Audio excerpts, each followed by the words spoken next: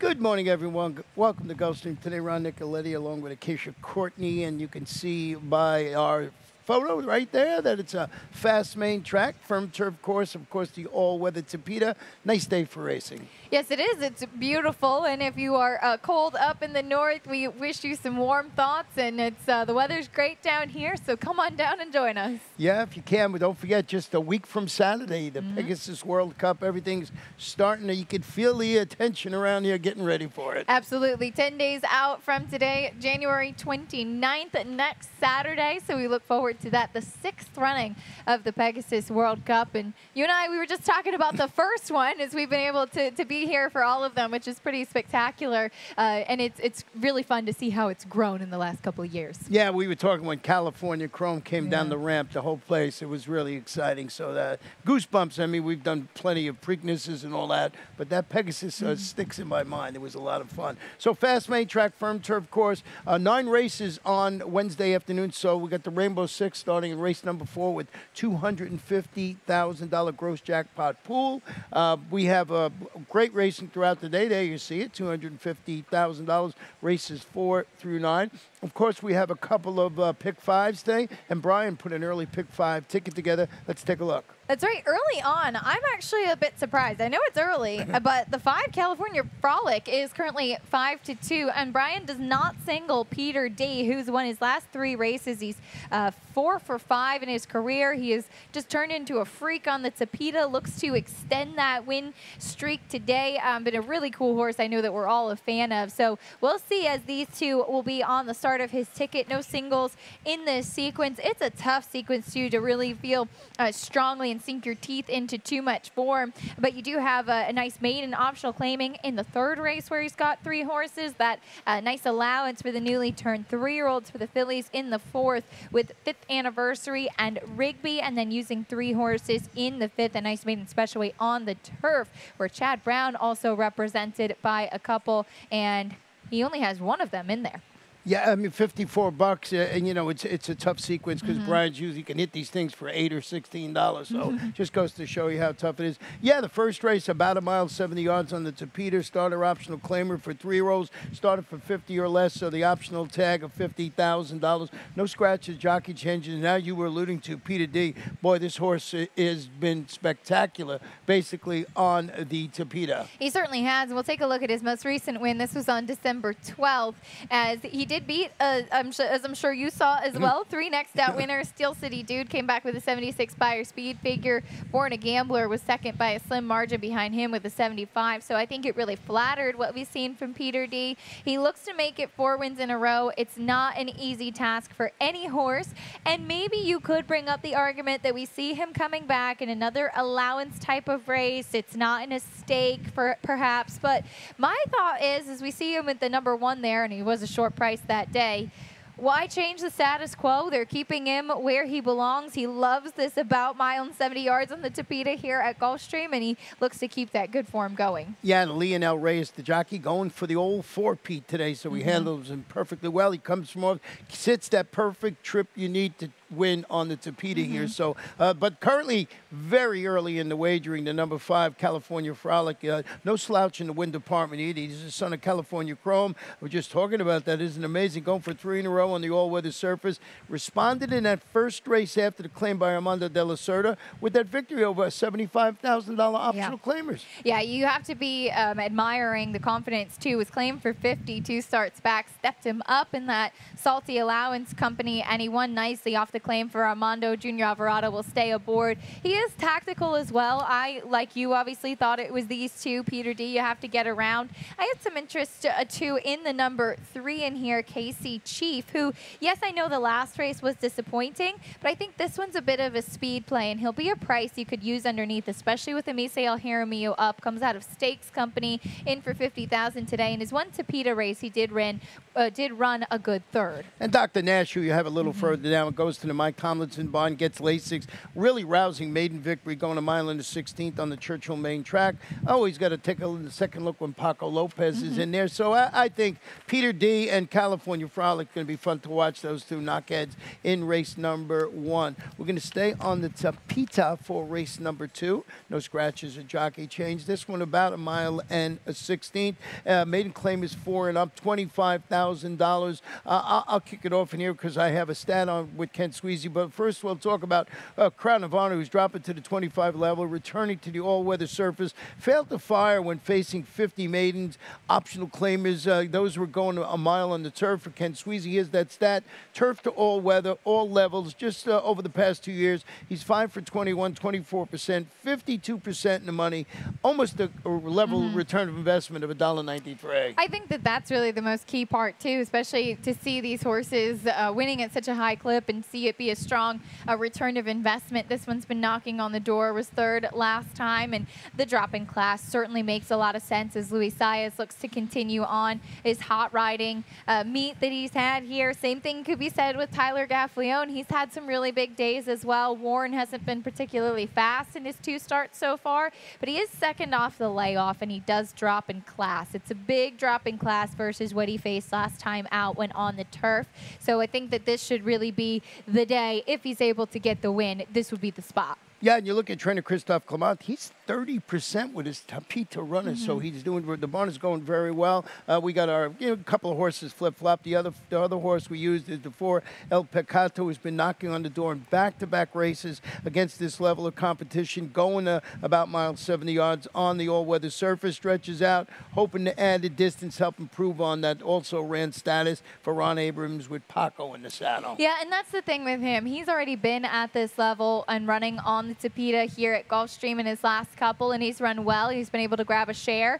But where the 6 and 7, who we liked, are dropping in class, this one's already been beaten at this level, so that's why I was a little bit hesitant about him. And then you've got No Drama, Javier Castellano picking up the mount for Bobby DeBona, and again, a drop in class, kind of back to basics, I think, for this one. Yeah, it looks like that horse will run well in race number 2. We're going to a fast main track for race number 3. Once again, no scratches in the race. 5.5 furlongs. These are maiden optional claimers, fillies and mares, 4-year-olds and up. If they do run for the tag, it's $40,000. You went with the number 2 in here, Testimonial, who should be primed and ready to offer more, I would think, this afternoon. It comes out of the same race as a replay will show momentarily, and didn't do too much running there, to be honest, but that was off of a pretty significant layoff from February of 2020 to December of 2021, and he ran an okay, ran an okay 3rd that day.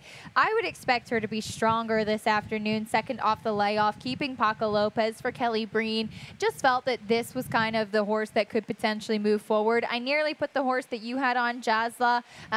Typically for this barn, though, off of this kind of layoff is a little bit questionable, and that's why I backed off a little bit.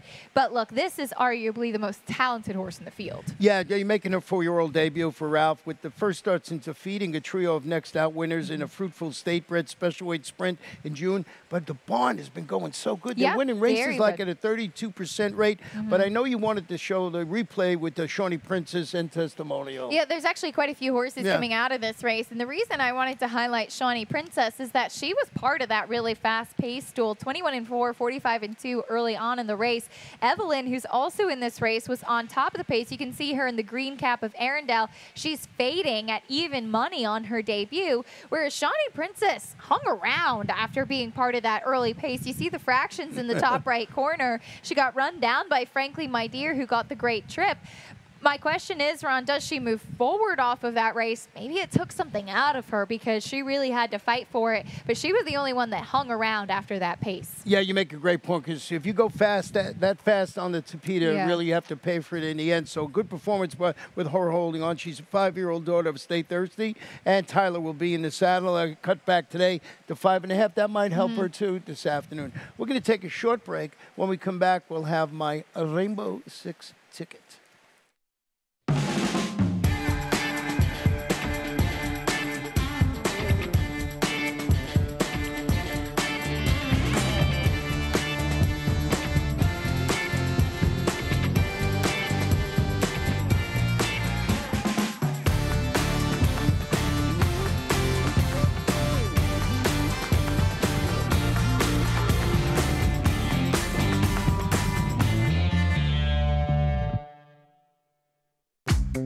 Pegasus, the divine winged horse that flew with heroes mounted for glory.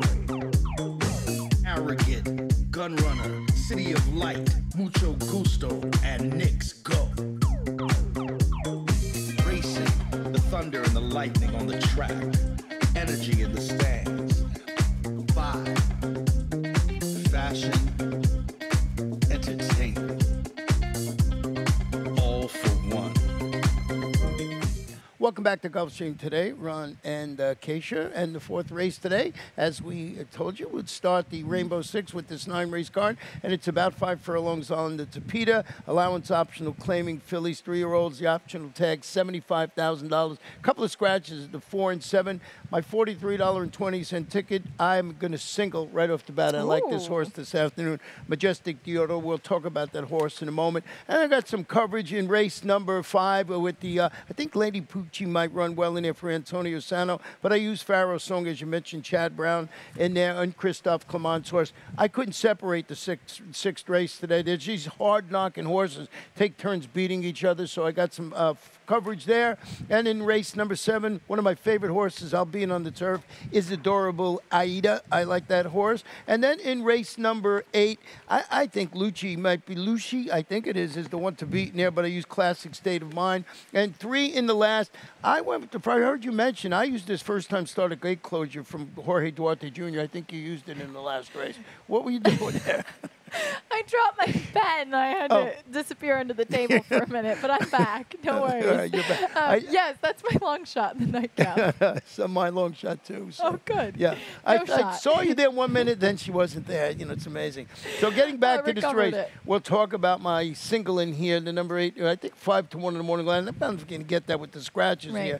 This 8 horse is debuting on the Tapeta and getting the Lasix back after following her impressive debut victory. That was with Lasix at Indiana Grand with a pair of off-the-board finishes. But that's against stakes competition at Churchill and Keeneland. Brendan Walsh, love the work that he does. Has Paco Lopez outside draw this afternoon. I thought maybe with this horse getting the Lasix back, trying to get a little bit of a price and figure out what's that, what you always say, rip the Band-Aid off, right? Get it over with right away and see if I can get my single home. I like it. And look, I think she's the class of the race. Even before the scratches, I had her on top. I know that she's got to try the synthetic for the first time. She worked beautifully over the turf course at Palmettos in her most recent work. So we'll see how that translates here. She does have a little bit of a layoff to contend with, hasn't run since October 29th, but they threw a lot at her after her debut race was so impressive. She went right into the Pocahontas behind Hidden Connection, who we saw run in the Breeders' Cup, into the Myrtlewood at Keeneland after that, and she didn't run well that day. I think there's absolutely room for improvement coming in here, and it is a significant class drop. I'm not too concerned about the surface. Right. Lily Bear for Saffie Joseph, she showed she liked the Tapeta already, and I just really like the cut back in distance for her. Yeah, she, she's tired on turf in the $100,000 Ginger Brew, but keeping with the Saffie theme, he's part of his juggernaut. He's also got the 5 that I use, and that is 5th anniversary, who broke her maiden sprinting on the Woodbine Tapeta surface, is debuting locally for Saffie after ending her campaign in Canada, a couple of solid outings against stakes competition on both all-weather, one and on the turf. The barn is pretty good with new additions to the shed row. They're good with everything, and Junior Alvarado in the saddle. So I think that horse has a chance to show something this afternoon. Yeah, I was tough on her. I thought that her figures were a little slower than a couple of the others that she met. But look, I should have put her in here at least somewhere. She has kept some really good company up at Woodbine on both turf and Tapeta. Just, again, was really encouraged by Lily Bear cutting back in distance. And the 6 Rigby, I think, has the opportunity to run well, talking about class. She's never run on the Tapeta before, but she did try the Grade 2 Jessamine 2 starts back at Keeneland. I ran in the Stuart Manor last time behind a very quick turf sprinter for Todd Pletcher and Mystic Eyes. I think that she, being a daughter of brethren, should handle the Tapeta as well for Mike Maker, who seems like things are picking up steam for the barn a bit more. Yeah, so we'll see, and that is the first leg of the Rainbow Six. And we'll flip the page here. This one of 1 mile on the turf. Turf is listed at firm maiden special weight filly 3-year-olds. We only have 1 scratch in here of the number 11 horse in here, but Brian put together a late pick 5 ticket. We'll take a gander at it. There's his normal $18 type ticket. Yeah, I like that. He's got 2 singles in here, 3 horses in this turf maiden special weight to kick things off, which I think could go a number of ways. Papa's Little Girl and Race Day Speed in, 'Tis Possible Deer in the 6th race, a single with Flying Black, who's my best bet of the day, too, actually, in the 7th. I think that one should make it 3 in a row in that spot. In race 8, he's got another single with Lucci, as you mentioned, for Wesley Ward coming in off the layoff in some class, and then a deep spread in the nightcap, which oftentimes we know the last race of the day, you can find some big bombs in there. So if you want to spread, that's usually a good race to do it. I'm curious to see if you used the Lady Poochie anywhere on your ticket to I 10 horse in here. Back with maidens after following, I thought a well-meant second at this level and distance.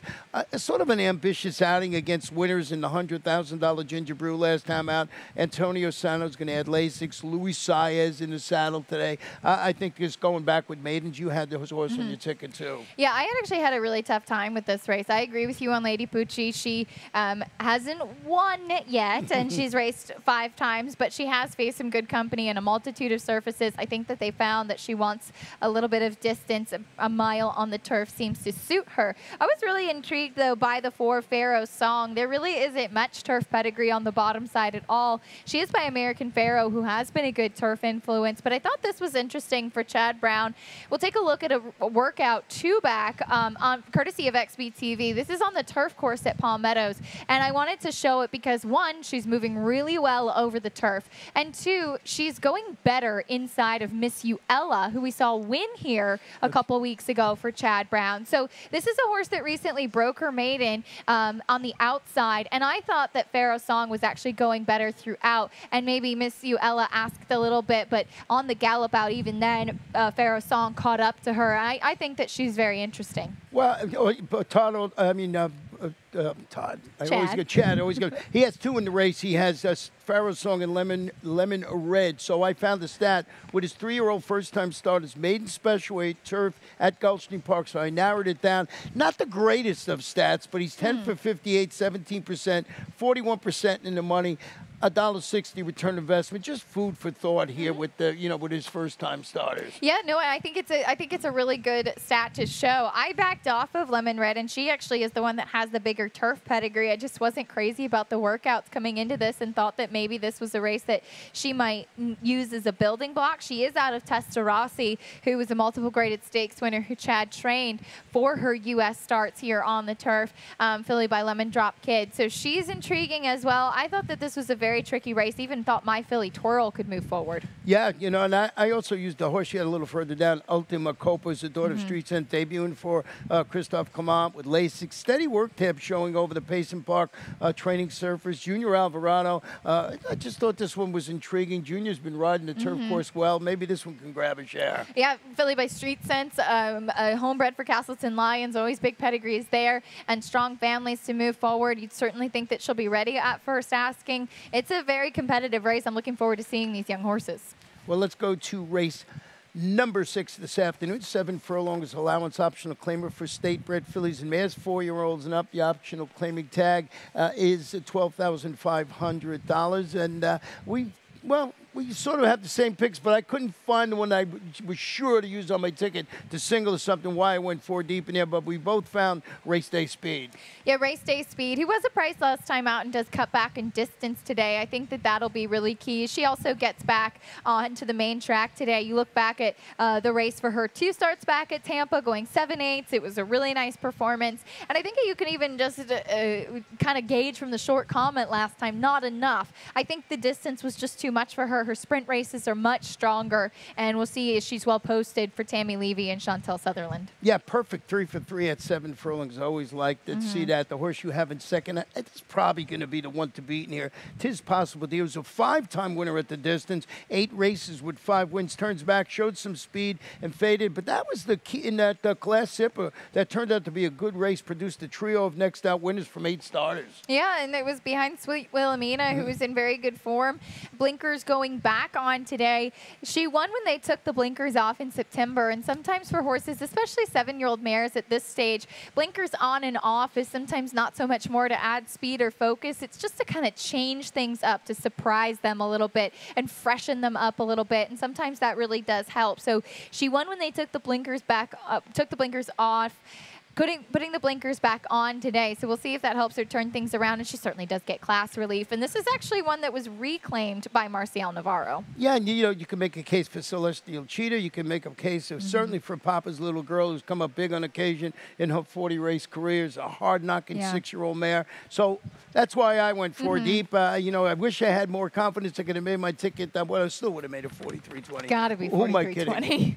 His 7th race this afternoon, about a mile 70 yards on the Tapeta starter allowance. Fillies and mares 4 and up, started for 16 or less. Clean slate in here, no scratches, jockey changes, and just I think you got the logical horse in here flying back, who's a perfect 2 for 2 on the Tapeta. Yeah, we'll take a look at the last race for this filly. By not this time for Louis Ramirez, who has been impressive in her last couple. She comes back at the starter allowance level once again.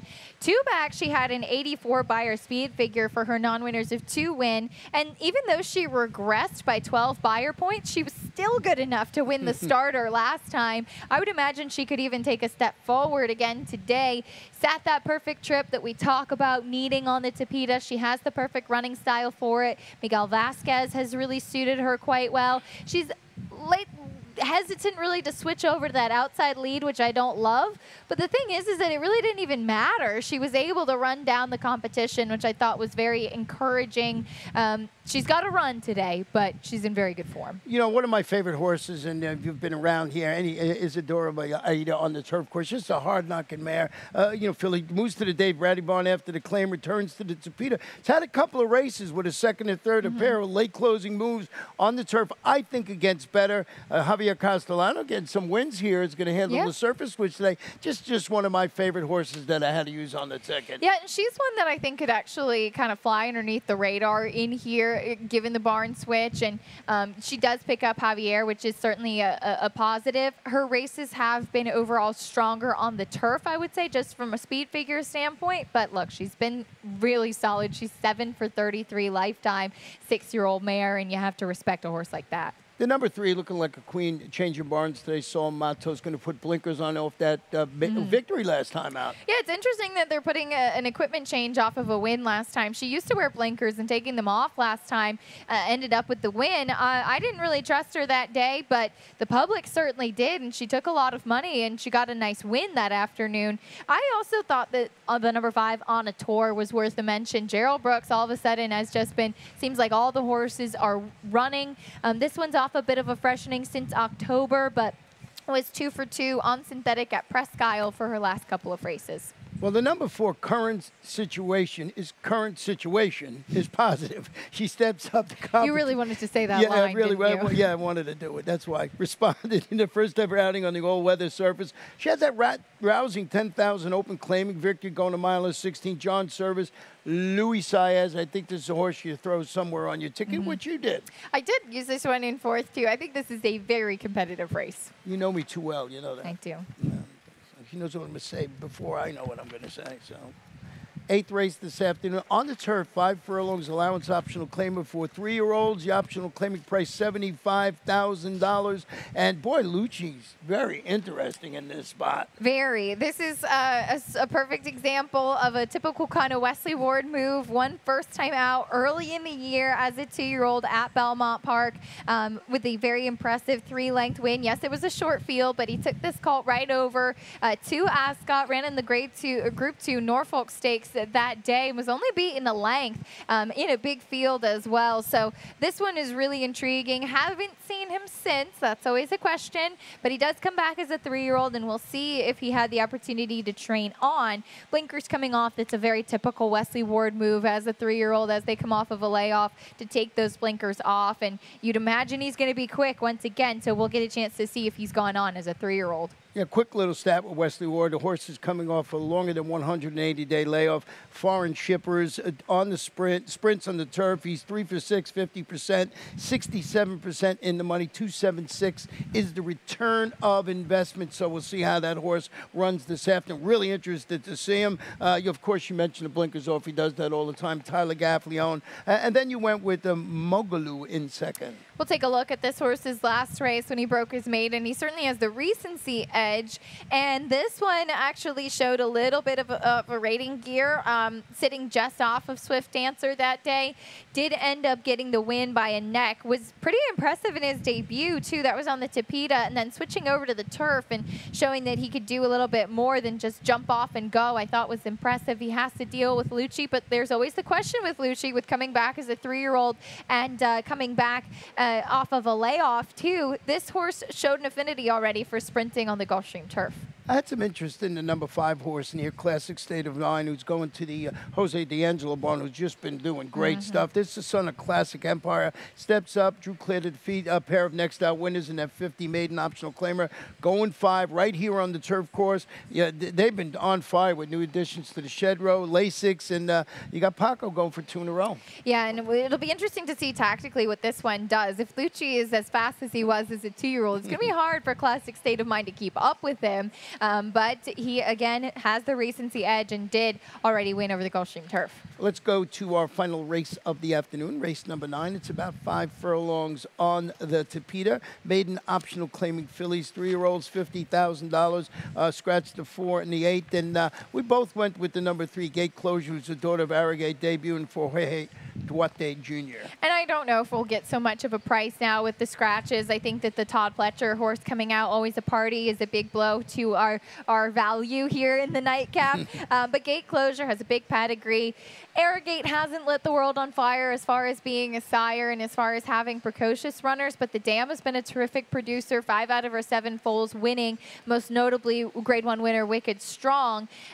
Yes, she's a filly and she's in for 50. That's a little bit of a question here, but she's not a Florida bred. Sometimes these maiden optional claimers are kind of your only opportunity to run, and I would imagine if she is ready, she's very interesting on that pedigree. Yeah, you're right about the price in there, and I just thought it was just just a wide open race, so I wanted to go with something a little different with a first-time starter, and I like the work that Jorge Duarte Jr. does, so we'll see how that horse runs. We both have Bullet on tap in second, who's talking about Jose D'Angelo going to his barn. Cuts back slightly to this distance after surrendering that late lead.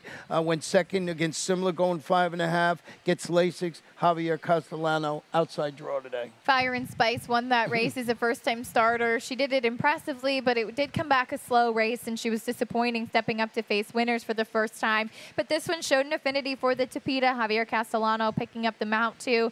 I thought with the scratches, the number 7, Shoot Like a Girl, was a bit interesting. First-time starter for Mark Cassie. This one is by Flatter. Is actually the half a sister to Sham Rocket, who we saw win the Sunshine Classic last weekend and can run on either surface. So will be interesting to see how this one does on debut. Yeah, definitely it goes to the Mike Maker barn. Just debuts locally. I beat it, what was that, 15 maidens, $15,000 maiden, going 6 on the Turfway all-weather surface. We'll see if that horse can compete in the spot. One of the reasons I did go with a first-time starter, wasn't really enamored with the previous starters. So that's how we see the 9 race card, but we are not done. We have our lightning round. Yes, we do. We'll give you an update on what is going on around here. And usually, as we always do on Wednesday afternoons, we'll give you an update on the standings and see who's where. And no surprise, Ron, Luis Saez, Safi Joseph still on the top, and Luis Saez with a pretty comfortable lead. Yeah, 59 wins. You see Paco in second, Tyler having a good meet, and Junior, and Edwin Gonzalez. Boy, what a meet he's having over the last. I think he had like 8 winners from 16 starters or something like that. I don't know the exact numbers, but always a great thing. But Louis got that jump. We'll see how he does, if he can hold on. I don't know when Mr. Irad Ortiz Jr. might be coming back. He should be a couple of weeks away, but I didn't hear anything, so we'll find out about that. What about the trainers? Well, Safi Joseph Jr. is still on the top as of now, but he is 6 ahead of Todd Pletcher, and that should be interesting with those two moving down to the wire. But Safi been running a lot of horses, and they've all been running, that's for sure. Of course, Todd Pletcher with a little horse named Life is Good, getting ready to run about 10 days from now. Yeah, and you see Jose D'Angelo, doesn't have the amount of starters, but he's having a really nice meet along with Jorge Delgado. So that is it. And as you mentioned, Pegasus just 10 days away, so a couple of horses have been working for that a day. Yeah, absolutely. We have 3 Pegasus races now, and the Pegasus World Cup turf has grown into being such a prestigious race. Thought we'd show a work out in California for Grade 1 winner Hit the Road for Dan Blacker, who's pointing to the Pegasus turf. This is thanks to our friends at XPTV. 5 furlongs and 48-2 over the turf, and he was going easy. He won the Grade 1 kill row, giving Dan his first Grade 1 win, and be exciting to see him here in Florida. Yeah, so he'll be making that trek east, and we'll see how he runs. That's going to be a great race. Can't wait for that one. And you got to be here, right? Yeah, you got to be here. 10 days out. You can go to PegasusWorldCup.com. Get your tickets. You can find out all of the different dining and entertainment opportunities, and we hope to see you here. It's really going to be a spectacular day. And we had a really nice horse retired to stud, and that is Halliday. Yeah, Halliday, Grade 1 winner, won the 4-star Dave up at Saratoga. We also saw him run quite a few times down here in Florida, including winning the 2019 Tropical Park Derby. He was very fast. He would go out to the front. He'd stay on that left lead like he always did, but he would just continue to run everybody off their feet. And we wish him best as he goes to Harris Farms in California to start his stud career. Trained by Todd Pledger. So, yep, that's it. So that's the lightning round. Lots of exciting stuff. It's going to be a great week of racing. And, of course, as we mentioned, just a few days away from the Pegasus World Cup. Absolutely. Good luck, everybody. Pegasus, the divine winged horse that flew with heroes mounted for glory. Here begins our story of legendary times, the rarefied air when the stakes are high. Like the moment when you feel the vibe, the thunder and the lightning on the track, the energy in the stands, like music moving through your soul, shaking your hips, making you dance. The stars come out in the magic city. For Pegasus they stay, dressed in designers' newest finds, wishing all days could be like this. A moment in the sun, where everything is divine. Racing, vibe, fashion, entertainment. Arrogant, gun runner, city of light, mucho gusto, and Knicks go. Pharrell Williams at the finish line. Lenny Kravitz rocks the runway. Snoop Dogg making it rain. A Jennifer Lopez family affair. Vin Diesel found out that cars aren't the only thing that are fast and furious. This runway on the rail.